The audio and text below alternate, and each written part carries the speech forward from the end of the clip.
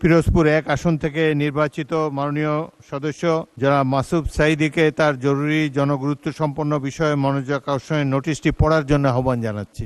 ধন্যবাদ মাননীয় স্পিকার। মাননীয় স্পিকার, আমি তো মাননীয় মন্ত্রীকে উপস্থিত দেখতে পাচ্ছি না, তো আমার বিষয়টি উপস্থাপিত হওয়ার পর উত্তর।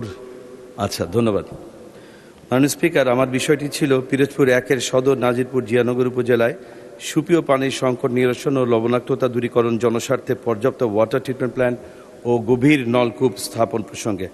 মাননীয় স্পিকার, ভৌগোলিক অবস্থার কারণে পিরোজপুরের পানিতে লবণাক্তর পরিমাণ অনেক বেশি, যে কারণে এখানকার মানুষগুলি নানা রকম রোগবালাইতে আক্রান্ত হচ্ছে।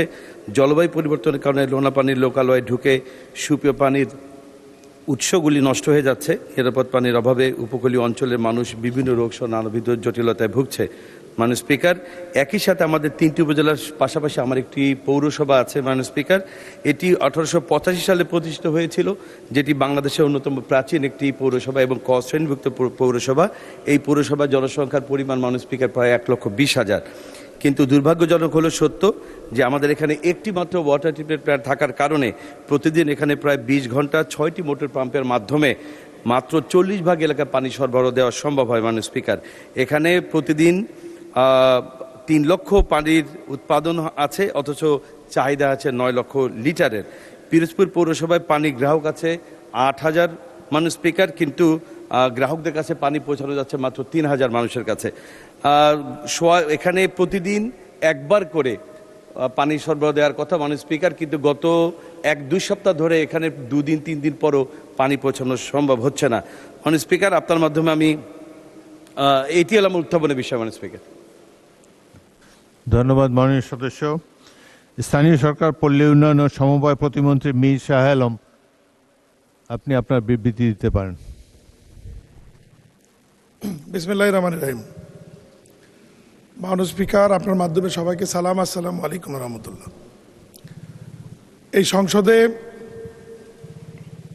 প্রথম আমি দাঁড়িয়েছি কথা বলার জন্য, এই কারণে আমার নির্বাচনী এলাকা বগুড়া 2 মহাস্থানগড় খ্যাত শিখগঞ্জ উপজেলার সকল ভোটার এবং জনসাধারণের প্রতি এবং মাননীয় প্রধানমন্ত্রীর প্রতি কৃতজ্ঞতা জানিয়ে 127 পিরোজপুর 1 মাননীয় সংসদ সদস্য জনাব মাসুদ সাঈদীর প্রশ্নের উত্তর মাননীয় মন্ত্রী জনাব মির্জা ফখরুল ইসলাম আলমগীরের পক্ষে আমি মহান জাতীয় সংসদে উপস্থাপন করছি। স্থানীয় সরকার বিভাগের আওতাধীন জনস্বাস্থ্য প্রকৌশল অধিদপ্তর কর্তৃক পিরোজপুর 1 এর সদর নাজিরপুর জিয়ানগর উপজেলায় সুপেয় পানির সংকট নিরসন ও লবণাক্ত দূরীকরণে জনস্বার্থে পানির উৎস স্থাপন করা হচ্ছে।